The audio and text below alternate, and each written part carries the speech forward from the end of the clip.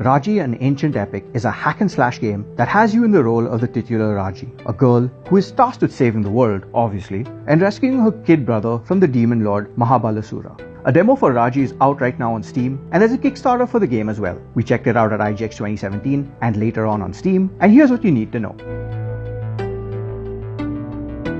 First up, the game looks fantastic. From giant monsters moving in the background to bolts of lightning, it's a treat for the eyes. Throw in some astounding art direction and clever audio, and you'd be surprised to know that it's a game that's made by all of 8 people. According to developer Nodding Heads, Raji fills the niche that there isn't a game that represents India, that's made in India, and represents the laws, myths and culture in a video game. It drew from the medieval architecture of Rajasthan and infused it with Hindu and Balinese mythology to conjure the universe of Raji. Also of note is the enemy variety. From acid-spewing demons to club-wielding monsters, the game throws up a host of different foes in its first few minutes. The developer claims that this is intentional to have players master its many combat modes. Speaking of which, Raji can use long-range attacks, close-range melee moves, and area of effect spells like lightning. It's an interesting combination of choices that's not too dissimilar from other games like God of War.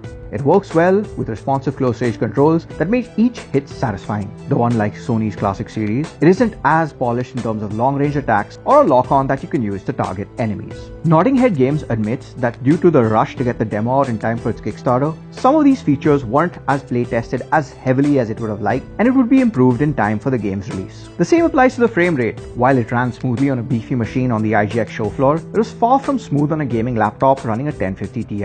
It's another piece of feedback that the studio aims to rectify, gunning for 60 FPS on PC.